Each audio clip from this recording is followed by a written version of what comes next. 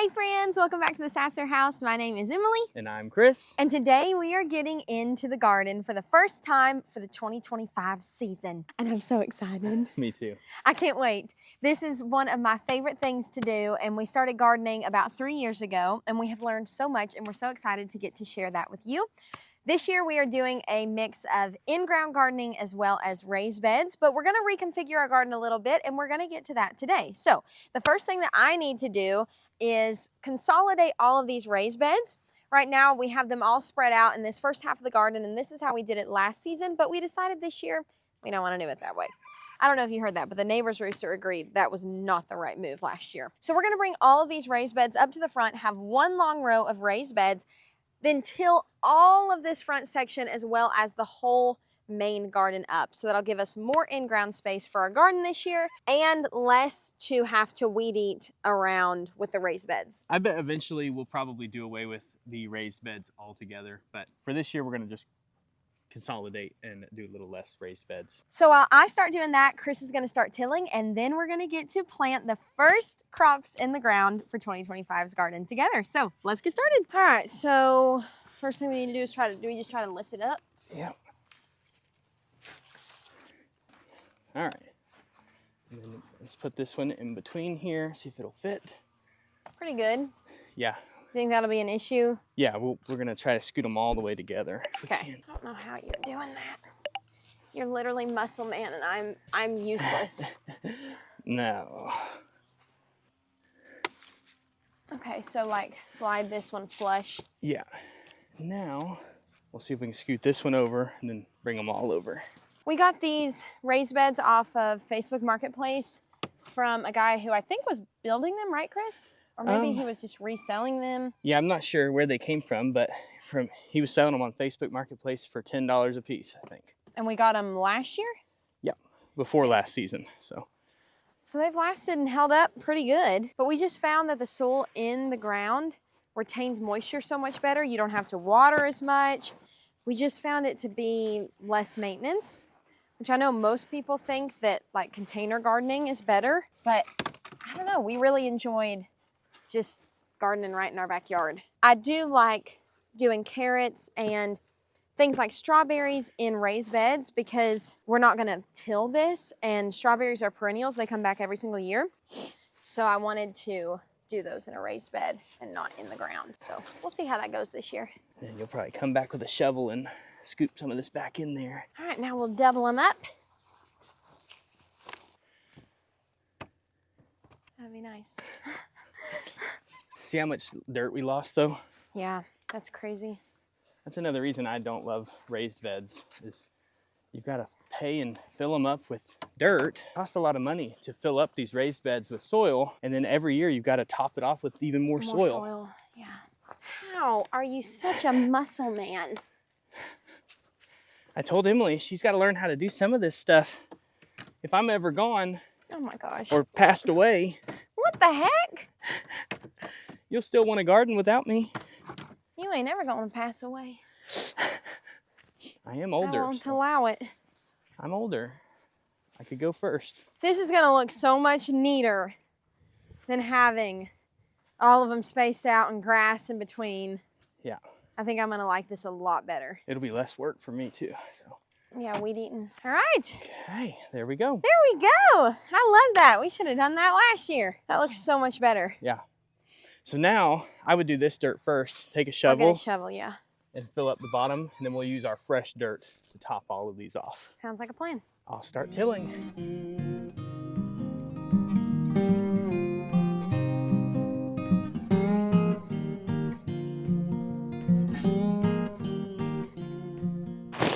Okay, so I have dug all of these mounds of dirt where the raised beds used to be. That was a little bit of a project. It took me about 45 minutes, not bad. Chris is on his second pass of the main garden. He hasn't come up here to where I am yet, probably because I'm up here shoveling. But now we need to finish filling these. I got them all about halfway full with the original dirt, which is great.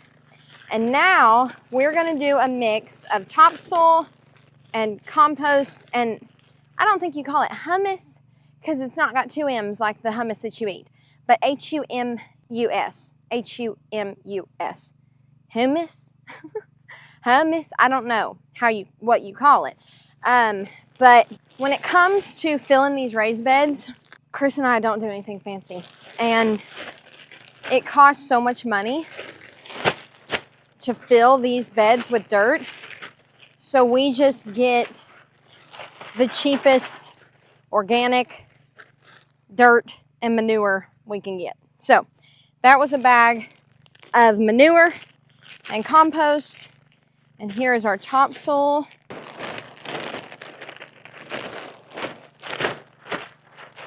Now last year was the first year that we grew in this ground back behind us that Chris is tilling up, and the soil was so rich and perfect. It was absolutely perfect. I think we might have gotten a couple bags of just straight up manure and tilled it in, but other than that, we didn't amend our soil with anything, and we're planning on doing the same thing this year. The only other thing that we've added this year is some of our chicken manure and like pine shavings from the chicken coop.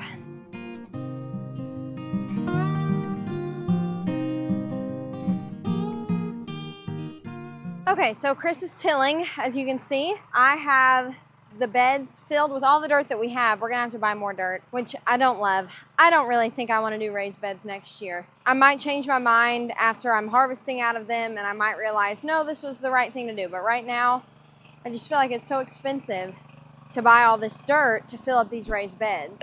And I know you can fill them with like cardboard and sticks and stuff like that, but we didn't have a bunch of cardboard. And last year we filled them up with sticks, and like they did not break down at all. When I was digging through these, I was pulling like huge limbs out of here. I'll show you. Like, this is absolutely absurd, and I don't want to put this back in there. So, we will have to buy some more dirt, but that's okay. We'll just do it, and then we'll decide this season whether this is worth it or not. I think, how much should we spend in dirt today, baby? $118? He's got his AirPods in. How much should we spend in dirt today? $118? We spent $110, but that was with Miracle-Gro. Oh, okay. Well, we spent $110, but we also got Miracle-Gro as well. So, I mean, it was probably, I think the Miracle-Gro was like 20 bucks, so it was probably like $90 in dirt. And Chris reminded me, like, you can buy a lot of vegetables for $90. And that's the truth. So we'll have to wait and see what we think about this. I think it's time for a little break. I've got lunch in the kitchen. I'm gonna go wash my hands and my arms real good, and I'm gonna make Chris take a break too. But he's done really good. It looks really, really good. It's huge. It's kind of overwhelming, but it's gonna be really fun. All right, we're back out in the garden today, and Chris got the whole in-ground plot tilled up, and he's raking our rows right now so that they'll be a little bit neater, because we have to get these seed potatoes in the ground, and he doesn't want me to just come out here and willy-nilly put them in the ground and our rows not be neat and tidy, which I appreciate, because I would be willy-nilly about it. So in our raised beds, I'm going to start our carrots today, and this soil has been able to sit in this bed for a day since we filled it up, so I bet it has settled down quite a bit. But what I'm gonna do is pre-moisten this soil with some water, and I'm gonna fill up, I want these beds to be like scattered, so it's not like two carrots right next to each other. So I'll do like carrot bed right here, strawberries right here, carrot bed down there. But I think that third bed needs a little bit more soil. So I think I'm happy with this bed right here as far as how full it is, but I'm gonna add a little bit of this soil over here into this bed to fill that up just a little bit more, and then wet everything down, and we'll get our 2 carrot beds planted out. I even thought something fun for these raised beds, if I don't have enough strawberries this year to fill out the other 3, is doing like a whole bed of lettuce. Because these are the closest beds to the house, I thought that I could come out here and harvest lettuce very easily if I want to make a salad or anything like that. Or I could do an herb bed, or I could do a whole bed of marigolds, which would just look beautiful. What I'm thinking I'll probably do is have my 2 carrot beds, 2 strawberry beds, and then 1 wild card bed. So I'll have to decide what that is. But let's go get the watering can so we can get this soil moistened. Carrots love to stay in very damp soil to germinate. And I will never forget the first year I tried to grow carrots. I guess it was just last year. They all sprouted up. I was out of town on tour with Blake Shelton at the time. And they all sprouted up, and Chris sent me a picture, and I was so proud. And we didn't know that we had to keep them like consistently watered for the first weeks of their life. And so they all just died. And I was so sad. So I will try not to make that mistake this year. And I'll show you a tip that I learned to help keep the carrot seeds consistently moist while you're waiting for them to germinate. Because I don't have time to come out here every single day. I don't have a normal schedule where, like, you know, Monday through Friday I'm doing the same things. My schedule is very inconsistent. And so some days I might have time to get out here, but other days I am running around with my hair on fire and I don't have time. So I found a trick because I tried planting carrots multiple times last year. I was determined to grow them and we had some success, but I'd like to have more success this year. So what I'm gonna do in this first bed is plant my rainbow carrots. And I'm gonna go through here and just break up any clumps of soil. That way the seeds don't have to work their way through any clumps. I'm just going to make a line with my finger in the dirt. Carrots only need to be planted 1/4 inch deep in the soil. And a lot of people plant carrots with a method called chaos planting. And it's where they just literally throw carrot seeds out into the ground and see what happens. I was kind of tempted to try that today, but since these raised beds are nice and uniform right here up at the front, I think I'll try to do it as uniform as I can. So you're supposed to plant carrots 3 to 5 weeks before your last frost, when it's getting a little bit warmer out, but it's not hot. And they take 2 to 3 weeks to germinate, which is a long time, at least for me, because I'm very impatient. So what I'm doing is just taking my rainbow carrot seeds and I'm just gonna tap them out, try to space them 2 to 4 inches apart. And sometimes more seeds fall into one spot and that's okay too. But if you want big carrots, then you want to try and give them space. You're supposed to thin them when they germinate. I have the hardest time thinning plants. If a plant has sprouted up, I do not want to thin it because it's a little baby plant and I can't stand the thought of killing it. All right, those were all the seeds that were in there. It was easy as that. I'm gonna keep this because it has information about, you know, how many days until maturity and stuff like that that I wanna write down in my journal. Something that I learned last year is I didn't really pay attention to, you know, when plants were supposed to be mature and harvested. And when you're growing things like tomatoes or, you know, peppers or anything like that, you can obviously look at it and tell whether or not it's ready to be harvested. But for root vegetables and like potatoes and carrots, it's all happening underneath the soil, so you can't really tell. All right, I'm gonna get the water hose, water this in really good, and then I'll show you my little trick to keep it moist while it tries to germinate.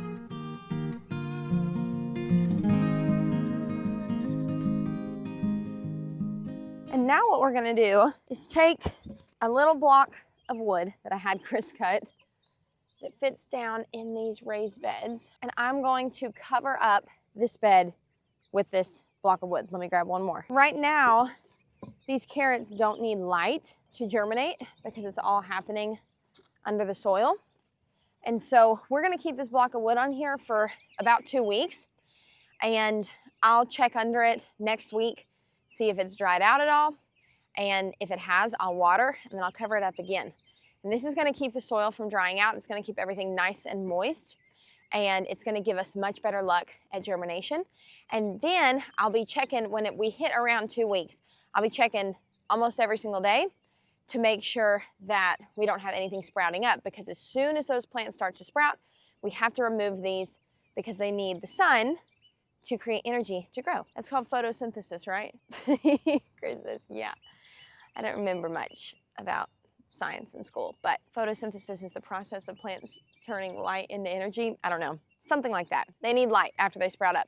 So we're gonna do the same thing right down here, and then I think Chris will have a row about ready for me for my potatoes. I know I said I wanted these beds to be uniform, but there were more seeds, about double the seeds in the second packet that I was planting, and so I did some chaos carrots in this bed. The thing is, if you never try something new, you'll never know. And that's what we have tried to do with gardening the past couple of years, is try as many new things as we possibly can, so then we know what we like and what we don't. For example, last year, I'm gonna switch these, because I think this one's bigger.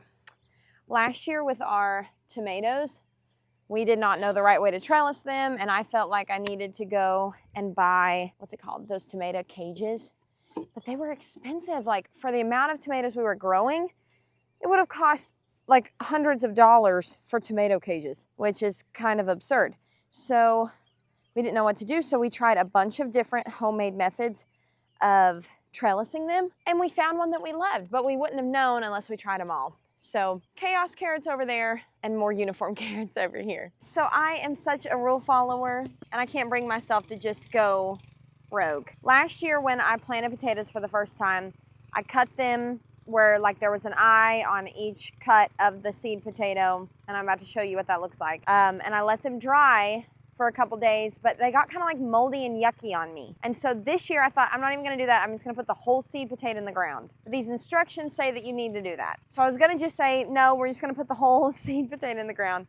But as you can see, Chris is back to tilling the garden. He doesn't think that he tilled it good enough when he started making the rows. And I have to be at a right, well, I have to be at a right in 2 hours, but I have to leave my house in 1 hour to get to Nashville in time. So what we're going to do is we're going to go up to the porch. I'm gonna cut the potatoes. I'll show you what that looks like. Chris is going to till a little bit more, and then when I get home, we're going out of town this weekend. So when I get home on Sunday, I will come out here and I will finally plant my potatoes. And I will pray that it's not too late to be planting the potatoes. It is the last week of March right now, and I just feel like it's getting warm so quick this year.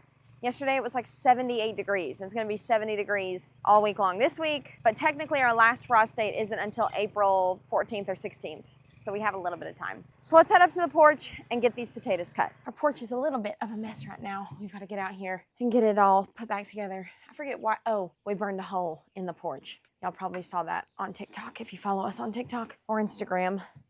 I was gonna say, I forget why that couch is now facing that way, but it's because Chris had to work in that area. All right, so I have my bags of seed potatoes right here.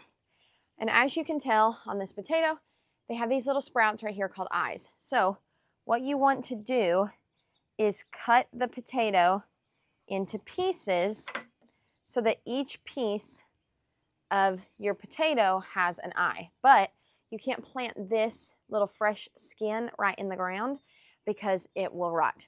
So you have to cut it and let it sit for a couple of days so it can air dry. So right here, there's an eye on this piece. There's a little baby eye on that piece. So I'm just gonna go through here and cut these potatoes. And then what I'll do is I'll leave them out this weekend while we're gone. And hopefully when I get home in 2 days, there'll be a little layer of like new skin basically on this where it'll have just dried out. And some of the potatoes don't have multiple eyes. Like this one has this eye right here, but like it might have a little baby one right there, but for the most part, it's like the only one I'm really seeing. I guess we'll just try it. Cut that one in half. And I've got some good old handy paper plates right here. We're just gonna use those to store these on while we're gone.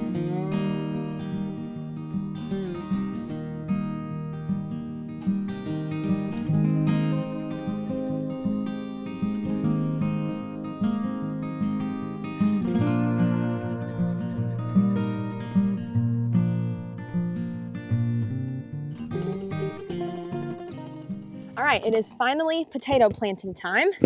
It's been about 3 days that these have sat, making sure there's no bugs in my gloves.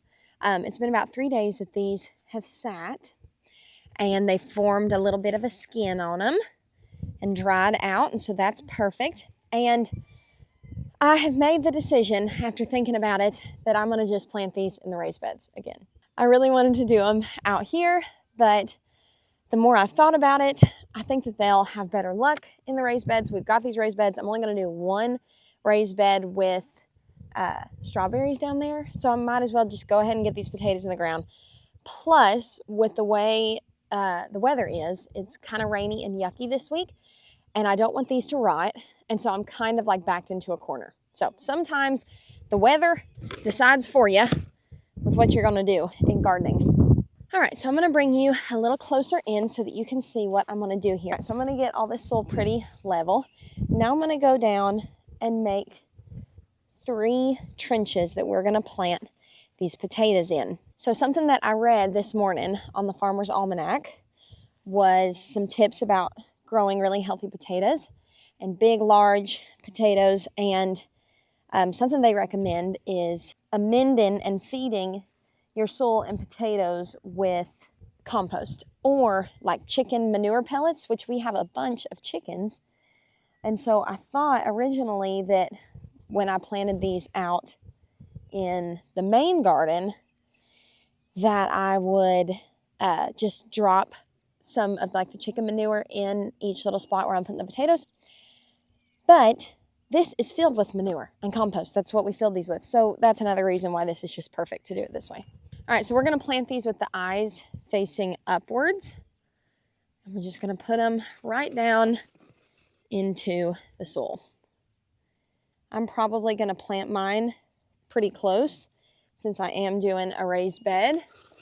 And I wanna get as much in here as I possibly can. So we're gonna do it just like that. And then we are going to take all that soil and cover them up. Another reason why I think this will turn out to be easier in the long run with growing our potatoes in the raised beds is as potatoes grow and the foliage comes out of your potatoes, you're supposed to bury them even deeper in soil. And this will be very easy to just go through and top with a bag of compost instead of like hilling up the soil with a hoe in the dirt in the main garden. Just digging us another little trench down here. We're gonna fill it with our potatoes.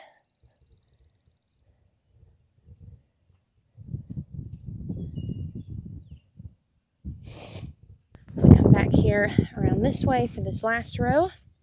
Something else that I learned reading the Farmer's Almanac, if you have a seed potato that is the size or smaller than a hen's egg, you're not supposed to cut it in half. And I cut some of mine. So they didn't say what would happen if you cut it in half, but I did cut some of my small seed potatoes. So that's good to know for future reference. All right, we've got all those potatoes buried in the soil. I'm gonna move over to this bed over here and do the same thing.